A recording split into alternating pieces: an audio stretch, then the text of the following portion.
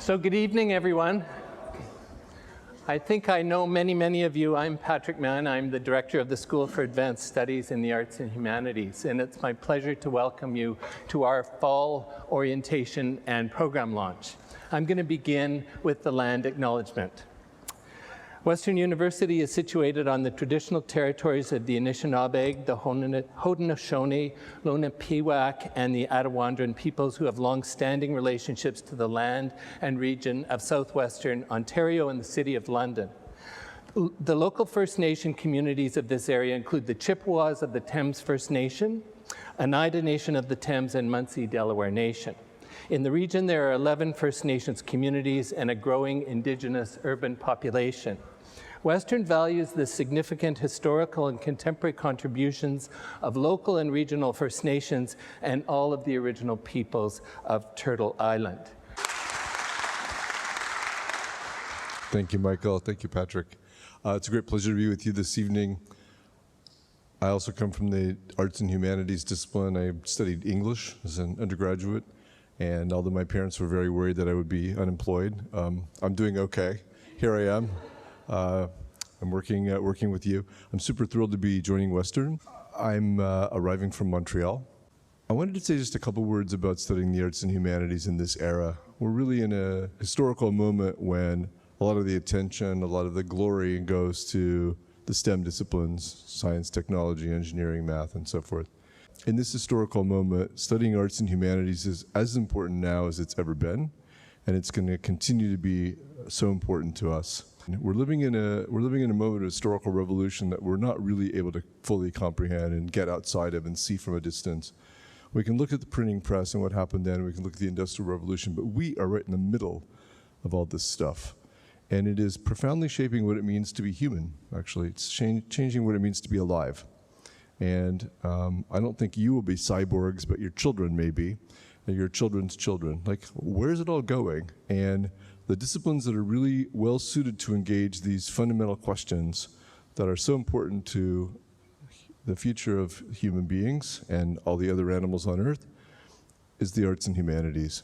So I would say you've made a good choice. I hear good things about SASAH. Is that how you say it? SASAH? I'm super thrilled to be here. Western's a great place. You made a good choice.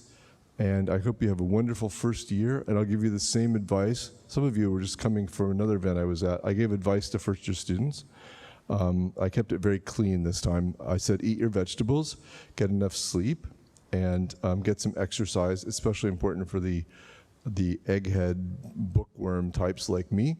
Get enough exercise, and what that allows you to do is actually take good care of your mental health, that you get enough sleep, you get a decent nutrition, and you get some exercise. I was always a couch potato type when I was young. So taking care of yourself and taking care of each other, that really matters on your big quest for this program. So thank you again. Thanks for inviting me, and I hope you have a wonderful and great year. Thanks a lot. Have a great year. But what I want to do, really up front, is to welcome you all. Some of you I recognize as first-year people, and many of you I recognize as no longer first-year people. You've progressed, and we all do.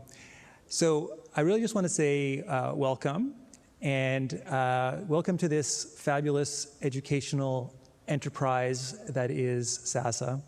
As the president said, and I'll just repeat a little bit, these are amazing times. We own important parts of these times. You do, right? You are here to study and to participate in an educational undertaking that really will help shape the future. We're all mesmerized by the technology, but all the technology is really dumb until somebody puts some heart and soul into it. And that's really what our program here and what the Faculty of Arts and Humanities is about. It's about thinking about who we are as people, what's really important, what's beautiful, what's worth doing, and that's what Patrick is going to lead you through. No pressure, Patrick, as you go through the various stages of the SASAH program. So we're all, in our faculty, pulling for you. You are champions for what really matters, and I look forward to seeing you throughout the year and following your progress through all the fabulous projects that you're going to take. So Bon courage, as they say back in Montreal, where apparently I'm from, and have a fabulous year. Thank you so much. I want to recognize that SASAH is certainly made up of a huge community, and you are part of it. And firstly, in regard to that, I want to pay special attention to our invited faculty member, Jamili Hassan, who is teaching our fourth-year capstone course. So if you just want to stand up for a second, Jamili.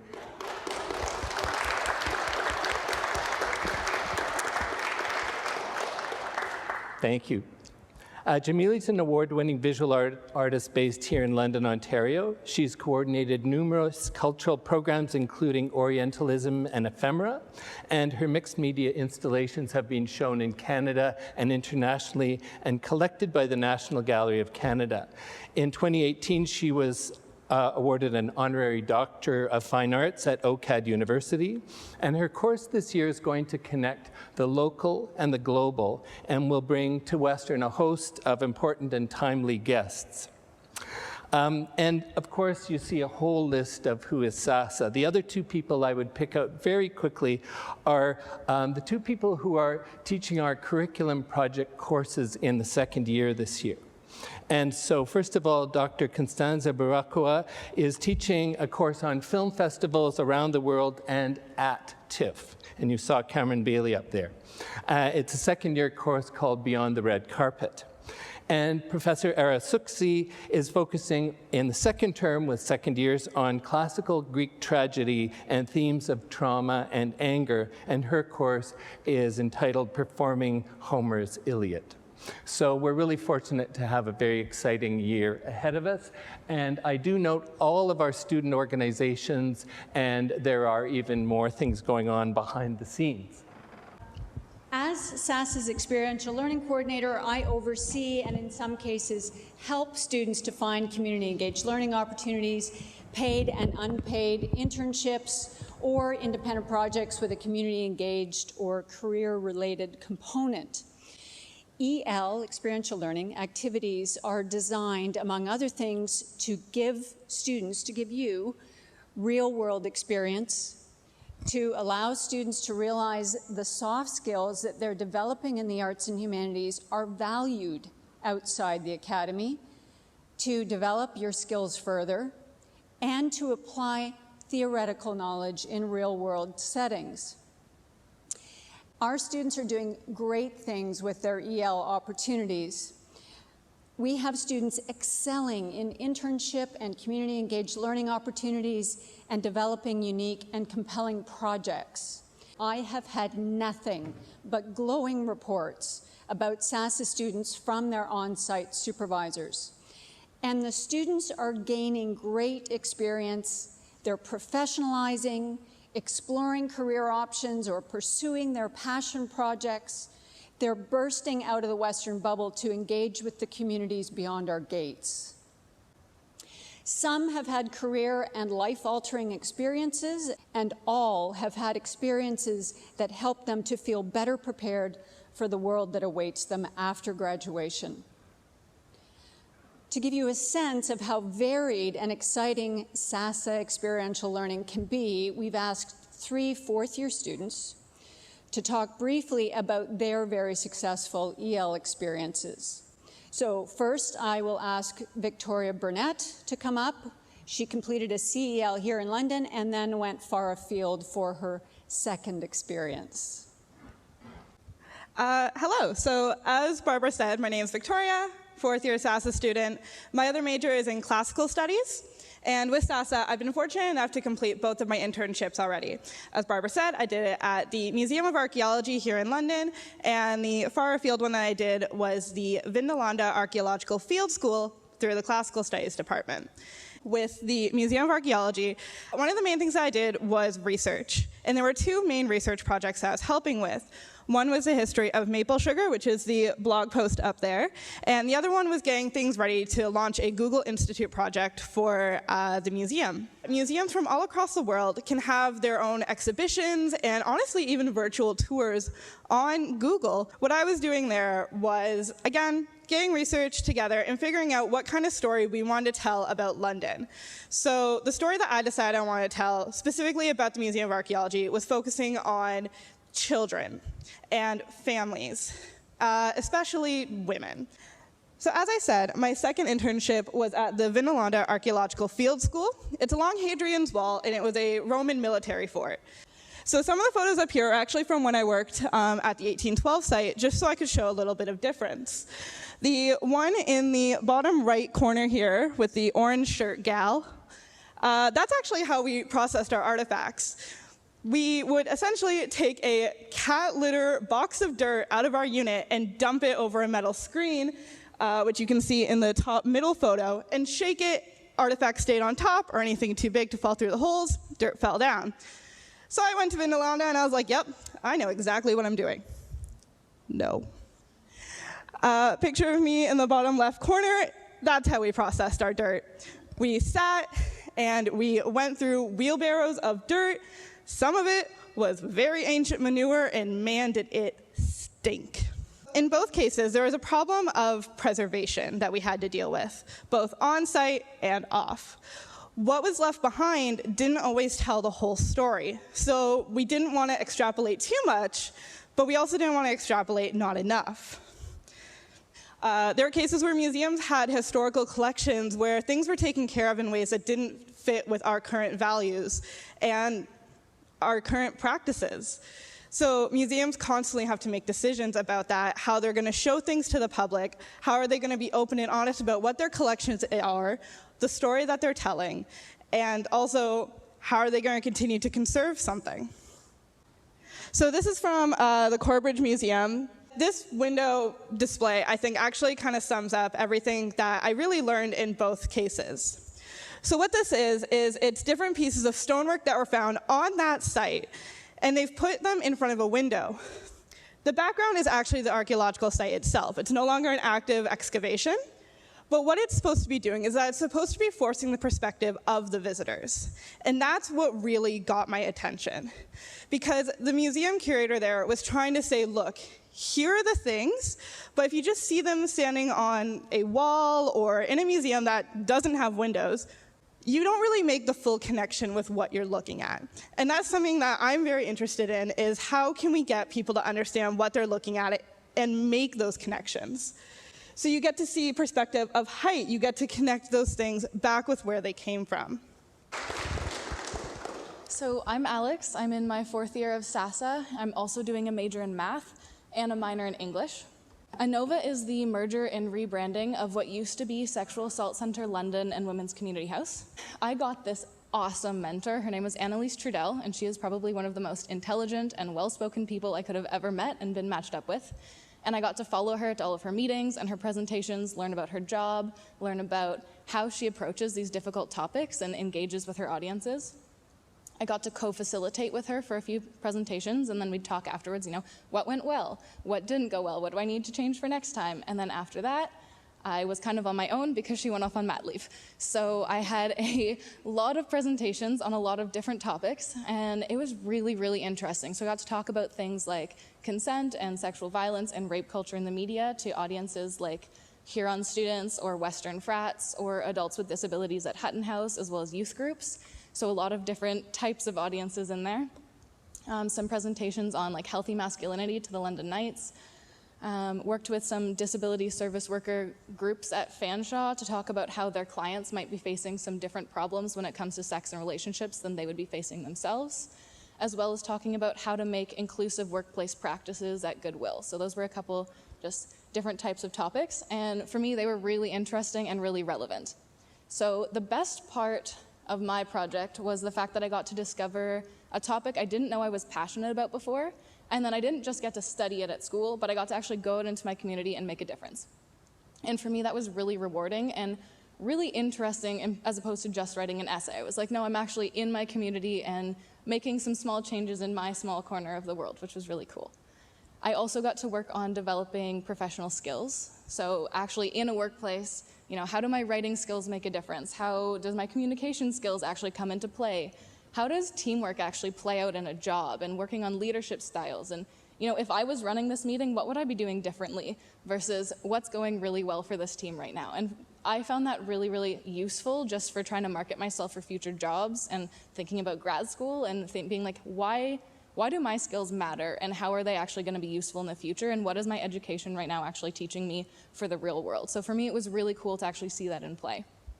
But I think the biggest takeaway is my confidence went up a lot from this internship. It kind of had to, walking into a room, sometimes a couple hundred people that I didn't know, talking to them about sex, talking to them about uncomfortable topics, and then trying to handle all the weird questions they threw at me with like a little bit of grace, which didn't always happen, but maybe sometimes.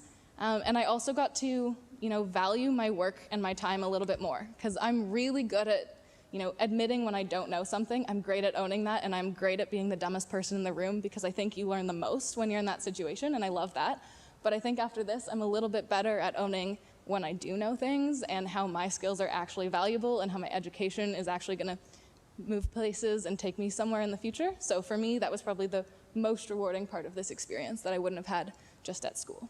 My name is Amelia. I am a fourth-year SASAH student, also in English Language and Literature and Scholars Electives. But today I'm going to be talking about this neat little thing I did called the North Meets South Exchange. The basics of what that is that it was a partnership between the Junior Economic Club of Canada and the Canadian Roots Exchange. It brought together 10 Indigenous youth, mainly from Thunder Bay area, though a couple were from the London area, which is really neat for me, and 10 non-Indigenous youth, mostly from Southern Ontario. So there were a few from Ottawa, and then there were a few from the GTA, like myself. And we were supposed to work together on creating a public policy framework. I've never taken a political science course. I did not know what a public policy framework looked like or what it was supposed to include. But I think one thing I've gained from SASAH, and I'm sure a lot of the up-ears can attest to this, is that it makes you do a lot of things you might not necessarily know anything about when you start. So just to show you kind of the difference between the 2 weeks. So this is a nature hike we did. This is a lookout point we went to. This is kind of my view every day. We were right by the lake. This was the Ojibwe Cultural Center, which had a bit of a residential school museum, as well as the beading workshop. This was the remnants of an Indian day school, which is where students would go when they weren't enrolled in residential school, so they voluntarily went there. So the good kids is how our guide Sunset kind of explained it to us. So that was a very kind of haunting exhibit to see, but it was also important to see that right where we were learning about all these places is where it happened. And then we also had the alpaca farm. There's the alpaca. There were many of them, it wasn't just that one. And then there was also, we really got immersed in life on a reserve, in that there were res dogs or reserve dogs. So this is Smokey. He would come into the cultural center we worked in every day and literally just come in with the ball and just sit with us. I called him our unofficial therapy dog because sometimes we had really heavy moments and you'd always happen to run in at those times. Oh, this is one last photo of me and my friend Jonathan. We were practicing a song that we just learned in a language we just learned on an instrument we just learned. So it went about as well as you can imagine. But it was a really great experience to kind of experience the culture and kind of work that practice of sharing and education. Conversely, in Toronto, we went to a Blue Jays game, got myself a foot long. We also went to Toronto Island, and this is kind of one of the offices we were in at PwC. So this was our networking and kind of job readiness workshop. So they were really trying to not only teach us about Anishinaabe culture, but also prepare us for the workforce and prepare us for this pitch day. My group's focus was on preventing or developing strategies to help prevent Indigenous youth suicide rates from going up in rural areas. So that's us presenting on the stage, and those are some of our judges. And then that's us singing a song. Me on the right and Rachel in the middle are not Indigenous, and then Anella and Davy, who are the other two girls in floral dresses, are actually from London area and they are Indigenous, so that was a really cool experience for us to kind of all share together. And then this is all of us all together, so all of the people that worked with us as well as the entire group. It was truly life-changing, and I don't think you ever think you're gonna have those moments, or at least know you're having them when you're in them. But I knew this project was going to be pretty special from the application itself, because I could tell it really wanted to get to know me instead of hear me tell them what I thought they wanted them to hear. And also to see an all-female leadership team. So all these women just on the right here, just huge role models for me now, because they're on Bay Street along with the rest of them, running the show, running Canada's national podium of record. So kind of having that mentorship opportunity as well was super important to me. So that was a bit about my experience, and thank you for listening.